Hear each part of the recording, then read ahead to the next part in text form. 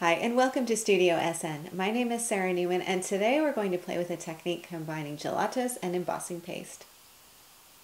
You can mix your embossing paste with gelato to add color to it. And you can see on the front of my card here, this purple background has been colored with white embossing paste that's been mixed with a purple gelato pigment stick. And that's going to give you the color and the texture for this background. Now the pattern and design from it is actually a stencil. So you can see this is the Kaleidoscope design from the Crafter's Workshop. So that's going to give me my pattern. And then of course the embossing paste and the gelato to give the color and texture.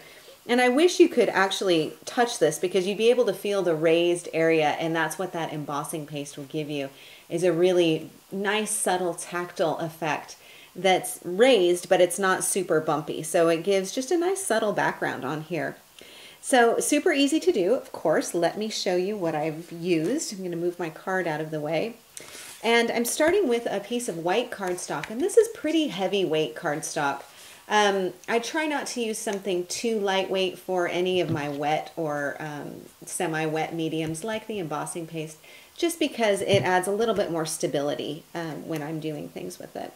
So I'm going to put down my stencil, and I'm going to tack this down with a little bit of washi tape.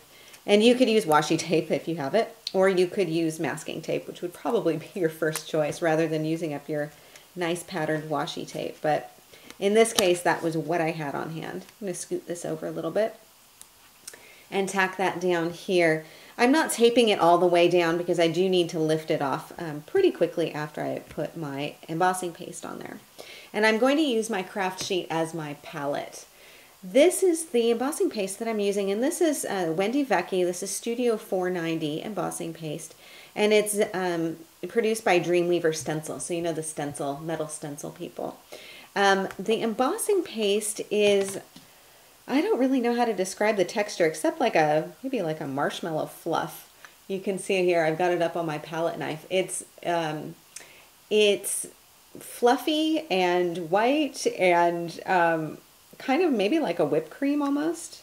Maybe I'm just hungry. I'm going to put this onto my craft sheet, and I don't need to have a lot of it, but enough to mix up.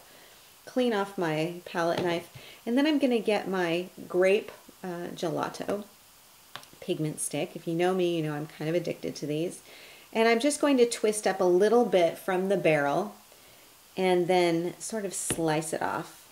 And I'm slicing, you can tell I'm not slicing in one big go. I'm kind of shaving it off actually, right up against the plastic rim on here so that I get some smaller pieces. I don't want a great big piece because I'm going to try and kind of smush this down a little bit so that it will blend more easily.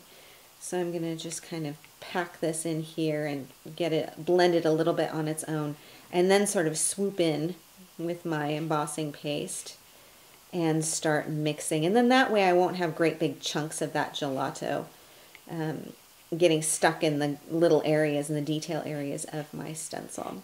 So then I can just sort of scrape in as much of that embossing paste as I want to, and I can play with the intensity of my color too. So I'm going to start with something that's pretty purple. It's pretty grape. And again, using my palette knife, I'm going to apply it to my stencil. And I'm putting it on pretty thick. You don't want to skimp on it too much here. And as I apply this, I'm going to bring in a little bit more of the white. If I need to mix up more of this, I always can. So I like to start with a smaller batch of color and then make up more, because you can always make up more, but I hate to end up with a lot of excess and then not know what to do with it. So you can see I'm just adding this in, add a little bit more of the white, and I can carry on this way and get a really pretty sort of variegated effect. And as I'm sort of scraping over some of this excess on the first portion of my stencil, I can come back and get a little bit softer effect. So you can see you don't need to have a whole lot of this. A little bit does go a long way. And just scraping and blending, pick up a little bit more of that purple a little bit more of the white until I have the whole thing covered, pretty much. Go along here, kind of like frosting a cake, I guess, to keep up with the food analogies for this segment. And put this around here, add a little bit more of the white. So you could really have fun with the different tones that you create. Okay, and just make sure that all of the stencil areas have been covered, okay? And then you can kind of scrape off some of the excess and reapply it if there are any sort of bald areas on here. Okay, and then what I'll need to do, of course, is put the lid back onto my embossing paste and clean off my palette knife. And I'm going to kind of sweep some of this aside as well. And then as soon as I'm done, I'm going to make sure to clean off my stencil really well too. But here we go. I'm going to lift this off. This is why you don't want to have it all taped down all the way around, so that you can more easily lift off and see the results of your stenciling. So look, isn't that pretty? And the amazing thing, I have to say, when I first started using the embossing paste with a stencil, especially one as detailed as this, I thought, oh, for sure, it's not going to work. It's just going to, you know, seep underneath. It won't look right. And when I first lifted off that stencil and saw the detail that I was getting, I was sold, basically. So totally sold on it. So that's how easy it is to do the actual stenciling part of it. Now you do want to let this dry for a little bit. It doesn't take very long, maybe I don't know, a couple of hours. I think I usually leave mine overnight, but you could probably get it done faster than that.